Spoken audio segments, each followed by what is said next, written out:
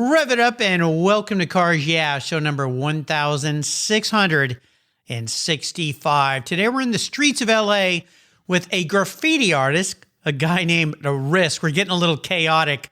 Hold on, this is going to be fun. This is Cars Yeah, where you'll enjoy interviews with inspiring automotive enthusiasts. Mark Green is here to provide you with a fuel injection of automotive inspiration. So get in, sit down, buckle up, and get ready for a wild ride here on Cars Yeah.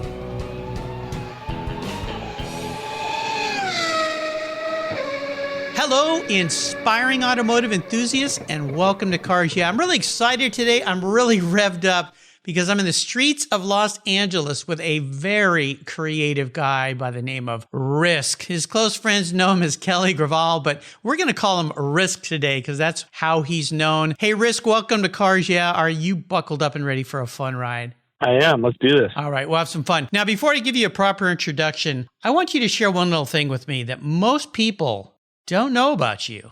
I don't know. I'm originally from New Orleans.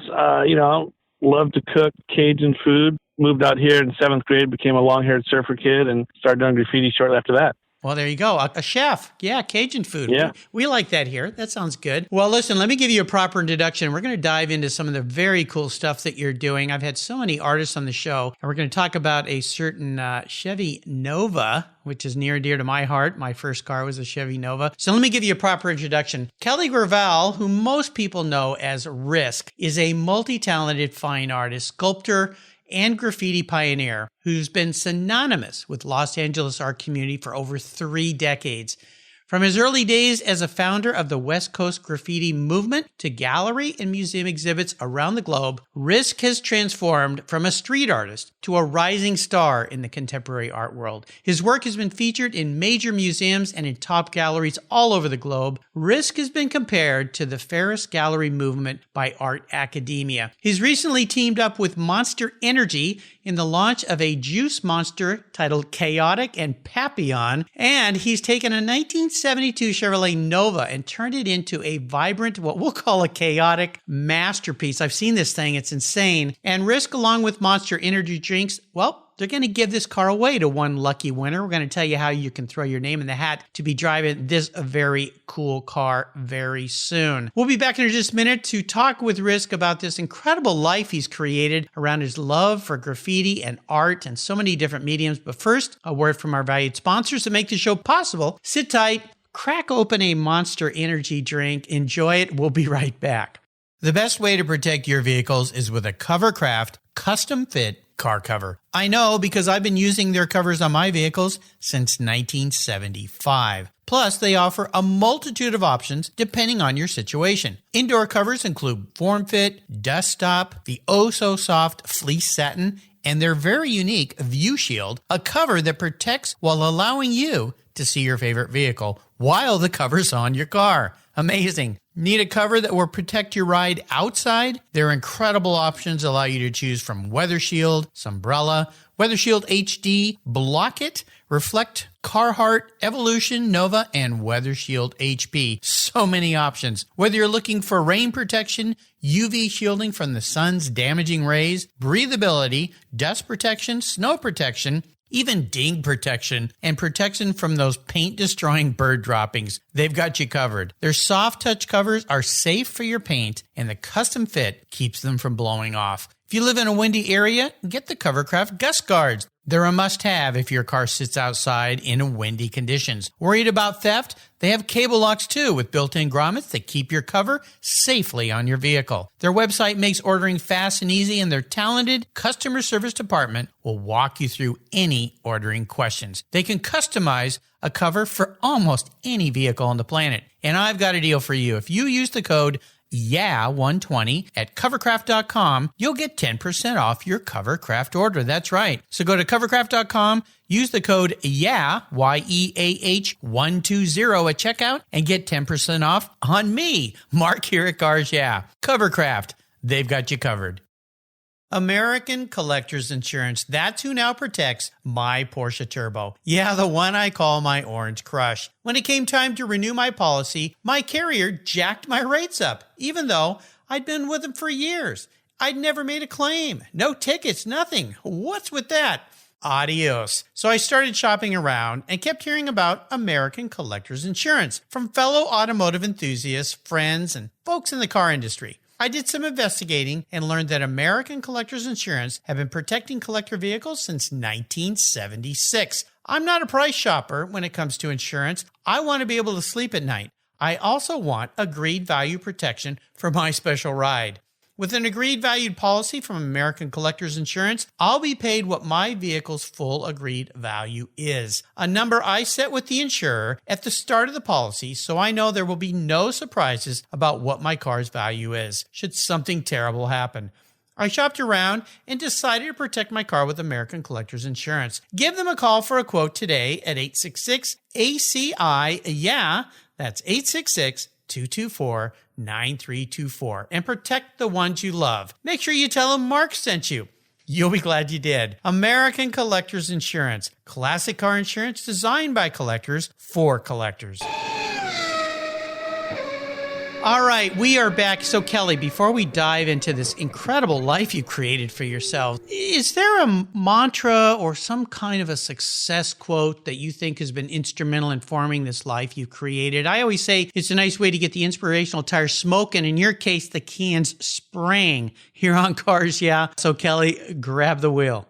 Yeah, man, I guess so. There's a couple of them, but I think the one that comes to mind is Dennis Hopper. When I was a kid, I had the opportunity to meet him at a very young age, and he judged the first graffiti competition in Los Angeles. We became friends ever since, and I remember showing my artwork throughout. And I remember one time going to him specifically, and he said, yeah, man, I told him, look, man, my graffiti looks like a sticker. It's so clean. It's so perfect, blah, blah, blah. He goes, yeah. I said, like a sign painter. And he goes, yeah, you should just be a sign painter then. And I was like, huh? No, I'm an artist. And he goes, well, get tight and paint loose. And I was like, oh, wow. And I thought about that, and I started getting really organic with my paintings, and that changed my whole painting career. Get tight, stay loose. You know, this is really fascinating to me. I grew up in a house where my dad was an architect and an artist. He exposed me from a very young age to all sorts of art. We used to go to Los Angeles. I grew up down in La Jolla, California, but we'd go up to LA almost every other weekend to art exhibits, to galleries. He was so into this, and he really blew my mind open when it came to art and things. But of course, LA, back when I was a kid, late 70s, early 80s, this whole graffiti thing was just starting to come on scene. And originally, of course, many people looked at graffiti as not art, but it's evolved into this incredible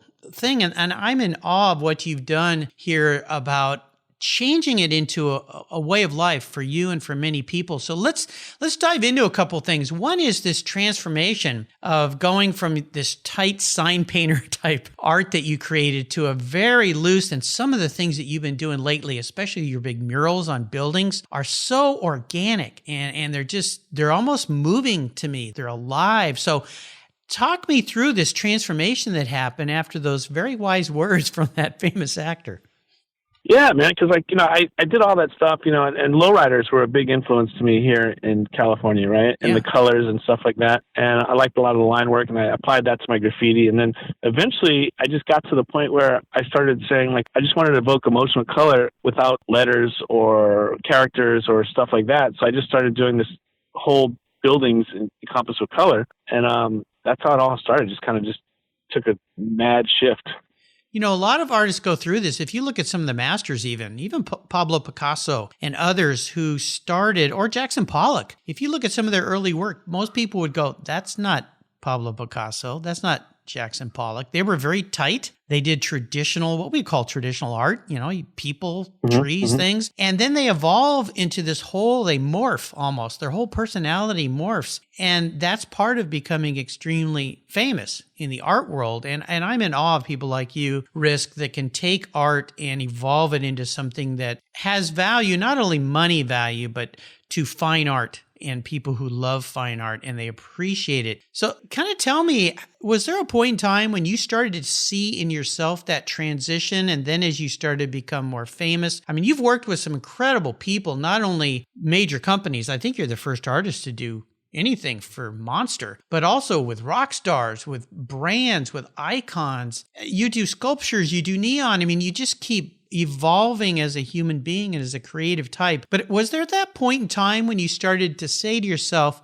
you know what, I think I can make a living at this? Yeah, well, first of all, I think art is, as we do different I'm an artist that'll never know completion. That's what I like to think of myself as. Love it. And I think that all different art is just different chapters in our lives. So you talk about Picasso, you talk about these people that all had these different things. It's just a different chapter. My graffiti is very different than my public murals, is very different than my gallery work. It's all very different stuff, just different chapters in life. And I think as an artist, if you love the arts, you just want to know more and more and more and dive in deeper down the rabbit hole. And, being the first to do stuff like that is, I painted Michelangelo's studio, and I was the first person to paint in his studio since he did. And that was the biggest achievement or satisfaction, or just a moment of my life, really. It's just something that, you do art every day. You wake up, this is what we do. This is how we communicate. And it just keeps going, keep on keeping on. It's another slogan I like to say a lot. It's just because that's really kind of life, So wait a minute. You painted the Michelangelo? The Italian Michelangelo? Yeah, I went to Rome and I painted in his studio. It was an outdoor studio that had a tunnel connected to the Vatican, and it was a private little studio he had. And I was actually knighted by the Medici family. Oh my gosh! And they allowed me to go in there and set up an easel one day and sit in there and get loose and paint a little bit. And it was really cool. Oh my gosh! I mean, that's insane. Yeah. I can't even imagine that being a creative person. I worked in the graphic arts field and industry for a long time, marketing, talk about having to be tight, right? Very rarely could you get very loose in that world. I always dreamed of doing stuff like what you do. When you get yourself into these situations, do you just stop sometimes and go, how did I get here? How did this happen? You know what happens? I don't even think about it at the time, but usually a month later or sometime later, I'm like, wait, did that just happen? Or did that really happen? Yeah. It's just, you don't think about it at the time. You're just traveling, right? You're in the moment, you're just doing you. And then all of a sudden, someday you're just sitting there and you think about it, you're like, wow, man, it's just kind of crazy. Some of the people that you've been able to connect with on this journey of your life have been incredible people. I mean, Michael Jackson, one of his videos you did the background graffiti for. You've worked with some rock bands that are just insane, other brand makers. Have there been any of those, or has there been an evolution that you've really kind of kicked you back on your feet to go, I can't believe I'm here. This is incredible. Well, I mean, that's the other question. I think Michael Jackson was the first one that made me realize, that I could support myself doing this. That was the first job that I got that was like, wow. And after that, I did the MTV Music Awards and all those movies and stuff like that. Mm-hmm. And so, I mean, there's all these, Aerosmith, becoming friends with those guys, or Slash, and all those guys. I'm from Los Angeles too, so it's a little different. We grew up hanging out with all these people, so it's a little different for us. But being able to be friends and peers and work with them is pretty special. It's pretty cool. Wow. Yeah, it's amazing. You get a peek into these people's worlds that are, I guess, as to use the word chaotic to jump back to this monster drink.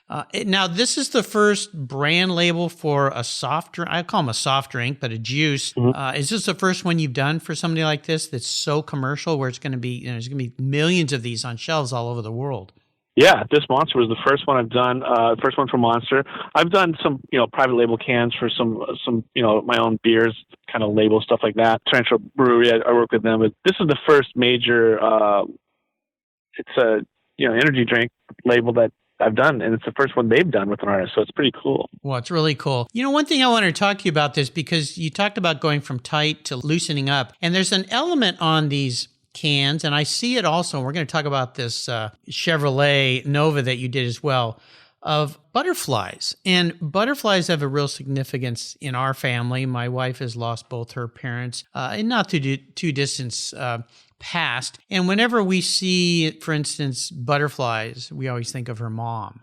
And we think, oh, our mom's here to visit because butterflies represent so many things, freedom and beauty and carefree. They're here and then they're gone. What is it with butterflies with you? Pretty much everything you just said. I had a friend that lost his daughter at a very early age, and I did a painting for them with butterflies. And the butterflies just kind of stuck with me. They resonated. I have some very young daughters, and I'm in a celebratory stage of life, and it's just, things are very different. And I kind of, I do a lot of monarchs, and I say from anarch to monarch. I grew up in Venice Beach in love that. Punk rock days. So it has so many meanings to me. It's just I don't know.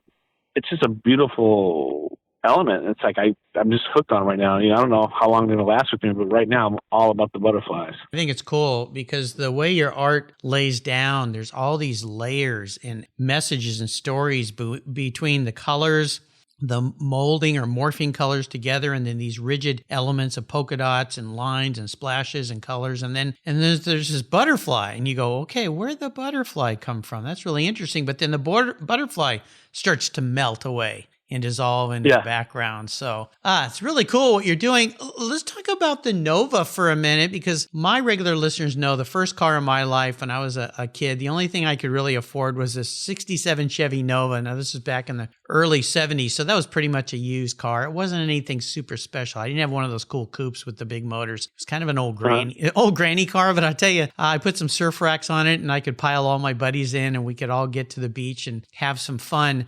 You mentioned in one of your videos that at one point you had an affection for Novas, and then they show up with this Nova and they kind of said, do whatever you want. So when you get a chance to create, what it reminded me of here was the wonderful art cars that were done by BMW, where they took all of those famous artists, Calder, and also, well, there's some incredible names put on those cars. And then they went and raced them, which I couldn't believe. Luckily, they've all survived. So what was your thought process in creating this Nova? Well, like you, I've been around Novas when I was a kid. I remember the lakefront New Orleans, and all my friends had Novas, and that was like the car I really aspired to want to get. And years later, I got a '66 Chevelle, and it was the closest I got to that. And it was like an old muscle car memory to me from the lakefront New Orleans, Yeah. And they just have so much style, and they look aggressive, and especially when they're done right, Sure. So when you looked at that car and you stepped back and said, okay, what am I going to do? Walk us through the process of how you create. Do you think through things a lot in advance, or do you just kind of dive into them and start letting your creative muscles go crazy? I just dive into them, but that was really easy because we wanted it to represent the can. So I approached that different than I've approached painting normal cars or motorcycles in the past. This was like painted like a piece of art, like a canvas. Mm-hmm. So we primed it, and it was painted with acrylic first, and then some car paint, and then some flake, and stuff like that. But it was really painted as a piece of art, not really a car paint job, so to speak. So it's kind of a unique car. Like whoever wins that car, they're going to have to put some really heavy clear coat on that thing. And it was just a fun project. It was really cool to be able to just paint a car like a canvas and not have to worry about really doing a lot of the stuff that we do when we paint cars, Oh, yeah, absolutely. Have you actually painted some cars for people? Yeah, cars and motorcycles. Show cars? Yeah, like I know that. You've done motorcycles. Is it for Indian? I did Indian too. Yeah, that was the most recent, I think. That package was actually, like I did a tank, and then they did a replica snap-on tank. So they sell them at each accessory you get to snap on your Indian tanks. Got it. Okay, I understand. Do you have a favorite vehicle that you like to paint on, or are there cars in the future or bikes that you'd like to do in the future? I don't know, man. I've done that so long. When I was a kid, I was doing that and stuff like that. I'm just kind of out of that phase right now. I actually paint canvases like cars. I do a lot of low-riding panels on metal canvases and stuff like that. Yeah. So I still do a little of that. I just like to paint anything. I guess it doesn't really matter. I think so. Yeah. Whatever is there is a canvas for a guy like Risk. That's for sure. Kind of goes back to your graffiti days. Most definitely. When did you first start this creative task with graffiti? Obviously in the 80s, right? When you were growing up in LA? Yeah, I think like 83 is when I started doing graffiti. Okay, that was kind of the beginning phase. Now, back then, of course, it was it was pretty much an outlaw type situation where you'd have to sneak in, do things, sneak out. Certainly didn't want to get caught or anything. What was that point in time as you were out there doing that where you realized, you know what, there might be more to this than what I'm doing? Yeah, well, my first piece, I remember doing my first piece at my high school, and I went that day and I stole a couple cans of spray paint from this hardware store, and I sat out in front of my school, waited for it to get dark, and jumped the fence, went there and did this piece. And it was just, in my mind, I had this vision of this cool piece, and when it was done, it was just terrible, it was like awful. But the next day at school, there was like hundreds of people around going, wow, it's so cool. I was like, that's cool? And they're like, yeah, look how big it is. And I was like, oh, okay, whatever. And then I just kept doing it. And then I eventually got to where I thought it was kind of cool. And then I was like, wow, I could go out on the streets and do this. So I went on the streets. You have to understand, this is like the New York style graffiti. So there was nobody in LA doing it. So people were just like, what is that? And then eventually I met like maybe 10 kids throughout the city from East LA to Venice Beach, maybe 10 kids doing graffiti. And 3 of them were probably from New York. And then I thought we had this huge crew, where there's 10 of us and there's 20 of us. And now there's hundreds of thousands, it's crazy. But yeah, I just, being out on the streets doing it, and the better you get and the recognition you got, you just kind of thought something can happen with this. And when people always ask me, did you ever expect to be in galleries and museums? Yeah, I totally did. I never expected to paint Michelangelo's studio or do a monster can or any of these things, but I always expected this art form to be in galleries and museums one day. That's what I kind of set out for. Well, that's cool. You achieved your dream, which is absolutely fantastic. 100%. Very hard to become a professional. I'll say professional, meaning you actually get paid to create art, make a living at it in this world. Now, unfortunately, I've interviewed hundreds of people that have figured out how to do it, but it's very difficult. It's very difficult. Yeah. And I think in your case, Risk, it's seat time for you. What we call in racing is you've just done this for so long and you keep honing your craft and modifying is what I see happening. Yeah, like I said, I'm an artist. I'll never know completion. It's just different chapters, and where do we go from here? Well, cool. Well, I always like to ask my guests about a big challenge they faced along the way. Something that maybe set you back, something that may have even said to you, you know what, I need to be doing something different. But the most important part of this journey I want you to share is the positive side, the learning lesson that took you forward, that got you to where you are today. So take us on a little trip back in time here to a really, really challenging time for you. Well, growing up in Los Angeles and doing graffiti and running around places you shouldn't run around, I got shot and stabbed and all these things. And I could have easily took a different turn. And I think art kind of saved me and kept me pretty balanced and forward focused. And it was very challenging. And I stuck with it, and I learned I didn't have to keep doing a lot of things I was doing with my art, and I could do other things such as videos and stuff and get paid with it. So I hit that fork in the road and went the right way, fortunately. Well, thankfully you did. You've been shot and stabbed. Oh my gosh. That's some serious stuff. Yeah. I mean, when we grew up in Los Angeles doing graffiti, it was like, it wasn't always pretty. You have to understand, people, we're in different neighborhoods and they just think we're gang members. They don't know we're artists, Right. Well, yeah, very big different thing, because most of the time when you see graffiti on the streets, you think it's gang members marking territories and things. But there was a definite shift that happened. And can you recall when you personally saw that shift happening, let's say in LA, where now you were creating art. You weren't a gang member. You weren't trying to mark territory. But do you remember when you started to see more and more people not doing the gang thing, but were just strictly trying to be creative in any way they could? Yeah, I think late 80s. I saw a whole rise of stuff where graffiti was super loved and then hated and loved and hated, up and down. But I think the late 80s, you got a group of people that were like really good. And then I think late 89, 91, right around there. No, maybe 87, 89, you started seeing like stuff pop up on the news, like kids are doing graffiti battle. They're battling on the walls rather than in the streets and stuff like that. So you started seeing a lot of good graffiti, and you started noticing that there's graffiti art different than tagging, different than gang writing. So I think that was the pinnacle, I think, of the time where people opened their eyes to it. But then, with the onslaught of taggers, it got, looked down upon again. And then with the last show that at Mocha, Art in the Streets, I think that was, 10 years ago. I don't know how long that was, but that was the huge one where it was definitely here to stay. It was definitely like an art form, and there was definitely a differentiation between the art and the vandalism. Yeah, definitely. Well, it's nice that it transpired into something very, very positive. And no doubt a lot of young people, maybe even there's some old graffiti artists that have taken this craft like you have and created really spectacular careers and beautiful art for people to enjoy. You've done some amazing work on buildings, these murals. You did one in San Diego I saw on your website, and then a huge one. I think you set a world record, right? Oh, yeah, that one's in Canada, actually. And that was the world record for the Northern America or something. That was a great experience. It was a hospital. We had, not too long to do it. We just worked around the clock, and a lot of challenges on that. Some of the lifts wouldn't go that high. We had to get in a crane and in a bucket and oh my gosh, finish the top. But yeah, it was a great experience. Well, it's beautiful what you did. I mean, and for a hospital, a place where most people go where it's not so much fun, they're ill, maybe they're dying, who knows? And to be able to walk up to that and get refreshed, if you will, and excited, I think it's a fantastic thing you did. When we come back, I want to talk a little bit about your automotive passion, because we are here on Cars, yeah? So everybody sit tight. I'm going to open this bottle, and this is my first taste of this drink, by the way, Risk. Nice. Khaotic. So I'm going to take a quick sip here. Oh, man. You know what? That's good. I like that. So I'm going to enjoy a little bit of this Khaotic. We're going to say thank you to our sponsors. When we come back, we're going to dive into Risk's passion for cars. He grew up in Southern California, so there's got to be some car love going on here. So sit back, enjoy your can of Khaotic or Papillon from Monster Juice Monster. We'll be right back.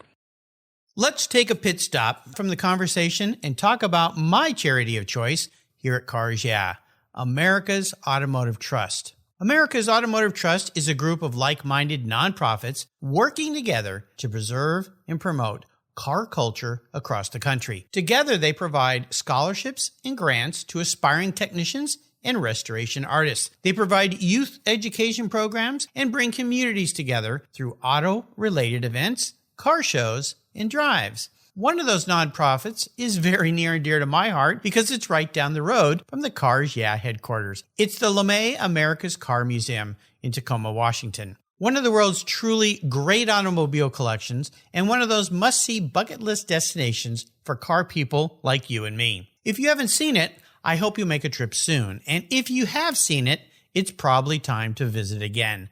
To learn more about this fantastic museum, go to www.americascarmuseum.org, and while you're there, you can donate to help them keep their engines running.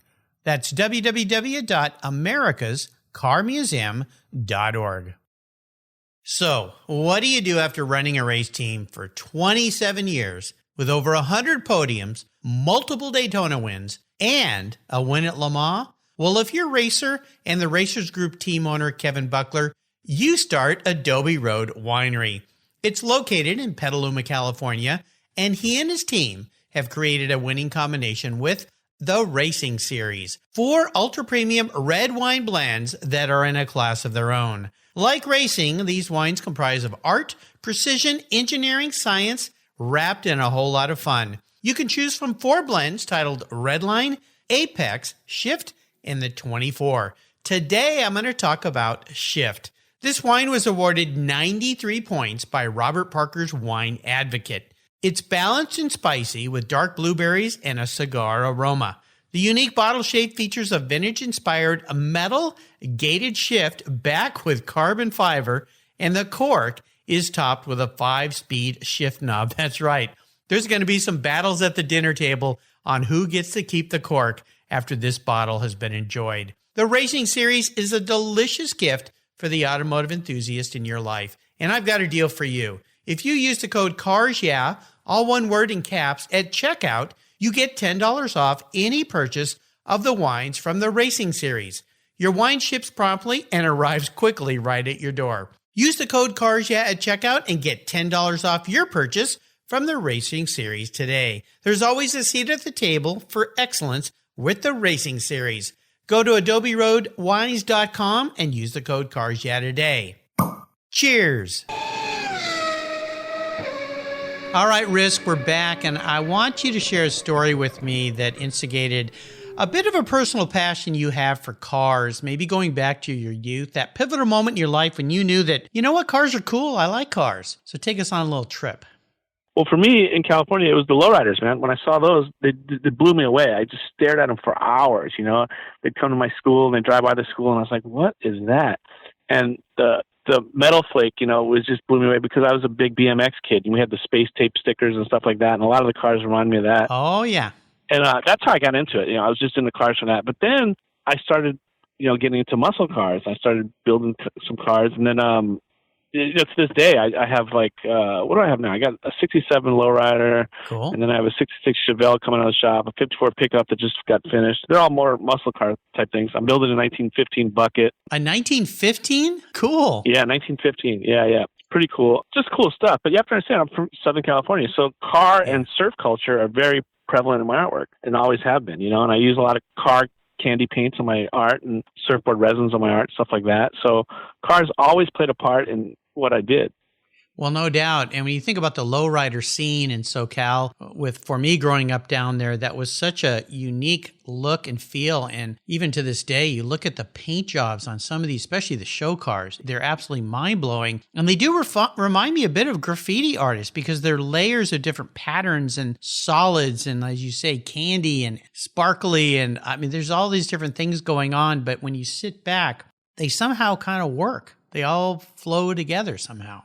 Yeah, I won the world championship in I think 91 or something with a friend of mine, Slick, and we were in Bridlington in England, and we were painting these panels, and I did this lowrider pattern kind of thing inside my letters, and people were like, "Oh man, it was amazing! You did the inside border. Everyone does borders on the outside." And I was like, "What are they talking about? I just did lowrider panels." But anyway, I won, and it was cool, but it's kind of funny the way people translated that, you know?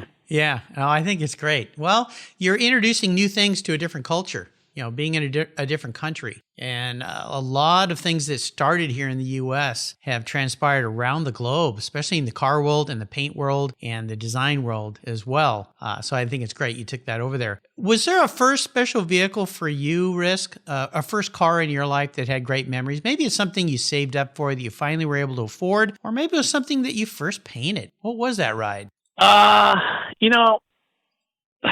The most memorable car I had was not too memorable. It was a Mazda 626, and it was just a beat-up car, and I knocked out the back seat, and I used to sleep back there and had surfboard racks on top.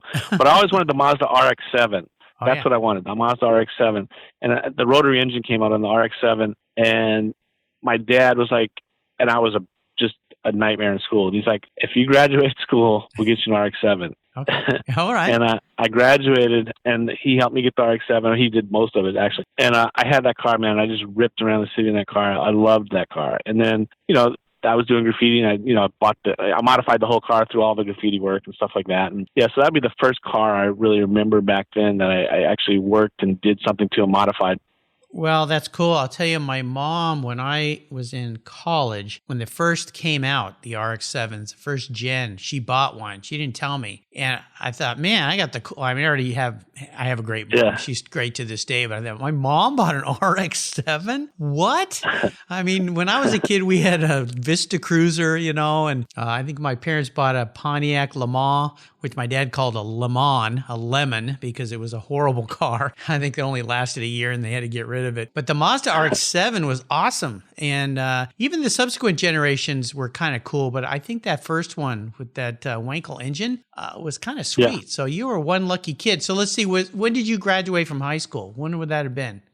Probably 85. Mid-80s? Okay. I think. Yeah. Okay. 85 of that. Yeah, something like that. Okay. Well, cool. Well, that must have been a fun car for you. Okay, I'm going to crawl into your head here, Risk. I doubt anyone's ever asked you this, but I ask all my guests, if you woke up tomorrow and you were manifest as a vehicle, now this isn't what you want to be. This is how you perceive all your creativity, all your energy, all your life, manifest into some kind of vehicle. What would Risk be? And more importantly, why?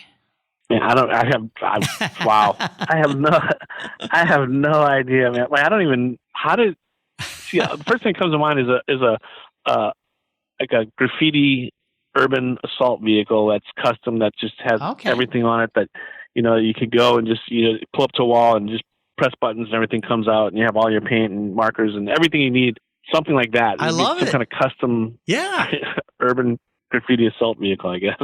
I knew I'd get something creative out of your brain. I love that. I've gotten some amazing answers from that question. Very few people have ever been asked that question. I think out of 1,665 people, I had one person that said, I can't answer that. And she just wouldn't answer it. I tried and tried, but she wouldn't do it. But I like that. Yeah, a graffiti urban assault vehicle. Yeah, I can see that. Okay, there you go. Definitely. And I'll bet the outside of that thing is going to be insane looking too. All right, Risk, we're up to what I call the last lap. I'm going to fire off some really quick questions, get some really quick answers from you. So here we go. Okay. What's one of your personal habits you believe has contributed to all your success in your life? Obsessive compulsive. A little bit, you think? Yeah, just a little bit. Now, if I could arrange for you to have a drink or a meal with anyone in the automotive industry, but I'm going to add the art world too, because you're such a creative artist. Now, this could be somebody living or deceased. Now, you've already painted with Michelangelo's ghost, so you've done that. Yeah.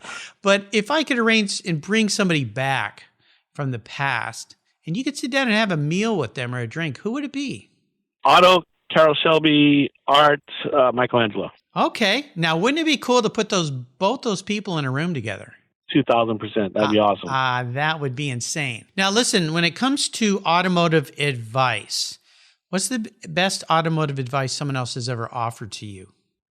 I don't know. It's always that thing, people say, stop building the cars, just buy it done and then modify it yourself. I mean, it always changes. So I guess it's just the mindset you're in. I don't know. Yeah, do what you feel is right at the time. That's what I hear out of that answer. Yeah, definitely. Yes. Now, there are so many cool resources for us these days to go to when it comes to creativity and so forth. What's a resource you would send the Cars Yeah listeners to go and have some fun? I think Instagram, man. Like I just start surfing Instagram and looking at stuff. I go down rabbit holes. I'll look at cars and I'll just go from page to page, to person. Or I'll look at art. It's just like I could sit there for hours and just like I see someone like something, make a comment that I like, and I look at their page, and I see another comment that I like. I look at that guy's page, and I just keep finding stuff. Can you imagine having that resource back in the 80s? I think it's yeah. See, that would have been crazy. I know. Yeah, I mean, just insane. I can't. You can get. Yeah, talk about rabbit holes. There's a billion rabbit holes to get buried. And I think sometimes it's best for everybody to just put that stuff down and just go create your own stuff. Start doing your own thing. You can get influenced, but yeah, you can spend an awful lot of your life looking at other people's work and not doing your own. Are you a book reader, Kelly? Do you enjoy reading books? No. No. Well, there's an honest answer. Okay. Well, I always ask my guests if there's a book they've read that they'd like to share. I mean, are you into any kind of magazines or any sources you go to where you enjoy to learn things? Even could be museums. Yeah. Well, Deepak's 7 Spiritual Laws of Success, I think was the best book I ever read. I think that changed my life a little bit. I thought that was a great book. All right. We are up to what I call the checkered flag here, Kelly. I know you're out doing a job and you got to get back to it, but I want to plant an idea in your head. Today, I'm going to buy you a very cool collector car. Anything in the world, doesn't matter who owns it or where it is. I'm going to buy it and park it in your home. But there's a couple of rules to this little game since I'm writing what could be a very big check today. You can't sell it to fund a bunch of art projects. I want you to drive it and enjoy it. No dust collectors or garage queens allowed on Cars Yeah. And it's the only one cool collector car you can have. That makes it really difficult. It's got to tick all the boxes for you. So if I could go out and buy you something really special today, what would it be? Wow. Again, I know my mind would change every day, but I'm going to say today, right now where I'm at, the Gypsy Rose, the lowrider that's in the Peterson Museum, Gypsy Rose. Yeah, I've seen it. Yeah. Yeah. That's just like the epitome of lowriders. I think it's the most famous lowrider in the world. And I think it just has so much history. And because you got me thinking about lowriders on this podcast, that's my mindset right now. All right. Well, I love it. Yeah. That car was actually out on the mall in Washington, D.C. under glass, I believe. Really? Several years ago. Yeah. They take special cars. In fact, I was just reading a book last night about the Mustang from Steve McQueen's movie Bullitt. That car was in a glass box. They have out in the mall there in Washington, D.C., they put these tribute cars, and the Gypsy Rose, I'm almost certain, was there one year. I go back and double check that. But if it wasn't, it should have been. That is the queen of lowriders. Yeah. For sure. So, oh man, you picked something really tough for me to buy, didn't you? Holy cow. All right. Well, listen, I'll get to work on that. I thought this would be fun to be something different today. And I want to thank you for taking a little break here and talking with me. Before I let you go and get back to work, because I think you're one of these guys that never stops creating, would you offer our listeners out there maybe one little piece of wisdom so they could go out and create their own lives around something creative before I let you drive off into the sunset in that beautiful Gypsy Rose?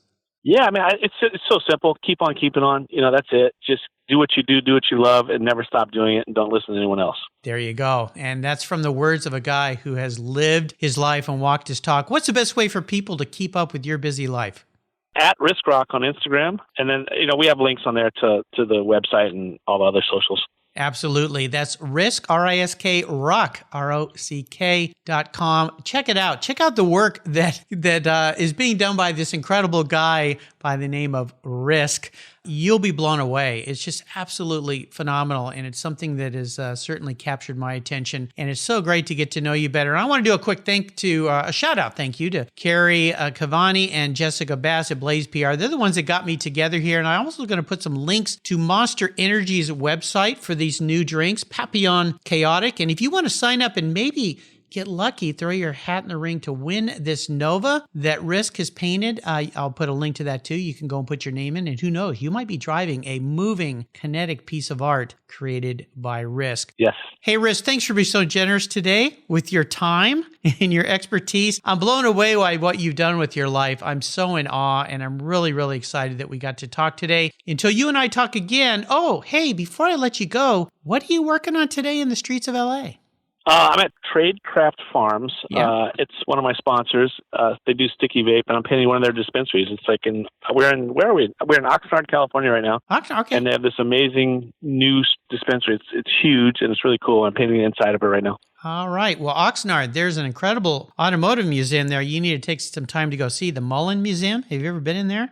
Yeah, it's awesome. Oh, it's insane. If you want to talk about crazy cars, there's some works of arts in there. Well, listen, my friend, thank you for taking a little break in your creative day here. Until you and I talk again, we'll see you down the road. All right, brother. Thank you. Hey, thank you. This has been super. Bye, guys. My favorite collector car magazine is Keith Martin's Sports Car Market. I've been a subscriber for decades. Sports Car Market is the Wall Street Journal for enthusiasts and collectors. It's your monthly must-read, whether you dream of owning a collector car, maybe you have 2, or maybe you've got 200. Sports Car Market has been around for 31 years, and it's filled with valuable articles, intelligent write-ups, and the latest auction sales. Go to sportscarmarket.com and subscribe today. Here's a couple deals I have for you just for listening here on Cars Yeah.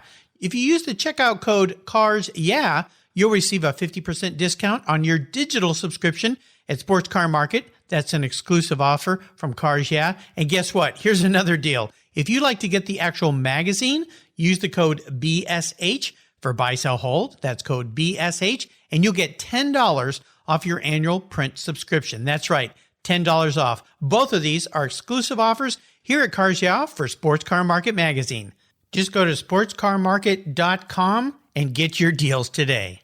If you're listening to Cars Yeah, you've probably spent some time working on your favorite ride. But how confident are you working on your finances? You may be able to rebuild a fuel injection system, but can you decipher the details of a mutual fund? If you're like me, investments, insurance, annuities, budgeting, and other financial concepts may seem a bit daunting, but what if I told you there's a book that describes these subjects and more in an easy-to-read and a very humorous way? My friend Chris Kimball, CFP, a longtime sponsor and past guest here on Cars Yeah, has written that book, and it's titled The Saga of Ike and Penny, a couple's humorous journey through the confusing world of finance. It's a fun look at things you need to know. Everything from investing to effective ways to get rid of credit card debt, and it's probably the only book on finance with a VMAX on the front cover and a classic Mini Cooper on the back. The book's available at Amazon for just $10, and this book will dramatically improve the direction of your financial future. I gave copies to each of my children. All securities are through Money Concepts Capital Corp. Christopher Kimball Financial Services is not affiliated with Money Concepts Capital Corp. Get your copy, The Saga of Ike and Penny, today. Thank you so much for joining us on today's ride here at Cars Yeah. Drive on over to carsyeah.com to find show notes and inspiring automotive fun. Download your free copy of Filler Up, a fun book filled with gorgeous photographs of fuel filler fun, including quotes from more inspiring automotive enthusiasts. Download your copy today, and we'll see you next time on Cars Yeah.